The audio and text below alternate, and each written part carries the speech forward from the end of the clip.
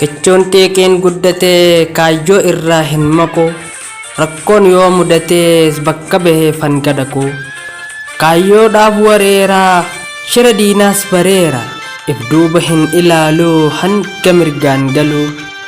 Ol bahee gad bu'ee galma gahuuf deema.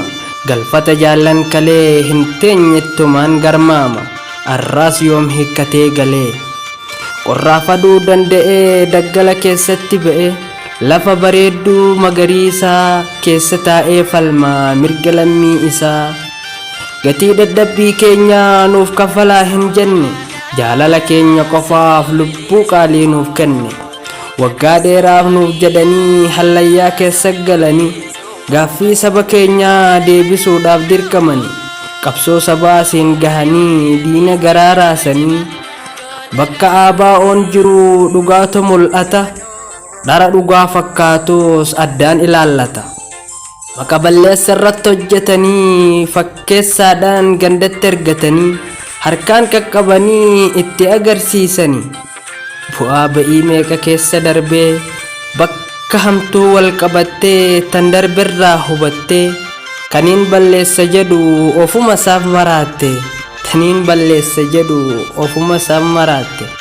Leenca ija barbadaa. Onnataa urjii lolaa diinatti naqxee barbadaa ati kuftuus goonnirraa lola. Lubbuu tee qaalii nuuf laattee seenteen daggala. Qorraaf aduu dandeessee diina sabaa maggalaa. Fedhii kee nuuf jettee awwaalte kuma sila nuun jette. San dhugoonfattee saba keetiif laatte. Seenaan sin dagatuu galmee seenaa irratti galmoofte. Diina nu dhiisuu didee ganda keessa oolu. Ati rasaasaan guggubdee kan hawaasa nagaan lolu. Birmannaa saba keetii karaa hundaan qooda irraa fudhatteeti. Wallee fi hidhannoo zinnaara hidhatteeti. Goonni umrii hin dheeratu otoo jiruu diinni saba isaa hin tuffatu. Ati wareegamtuus qabsoon karatti hin haftu.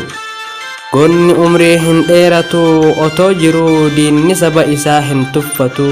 Ati wareegamtuus qabsoon karatti hin haftu. Ati wareegamtuus qabsoon karatti hin haftu. Jajjabaadhaa yaa ilmaan aayyaa. Diinni iyyaa ooltuus Oromiyaan biyya. Jajjabaadhaa yaa ilmaan aayyaa. Diinni iyyaa ooltuus Oromiyaan.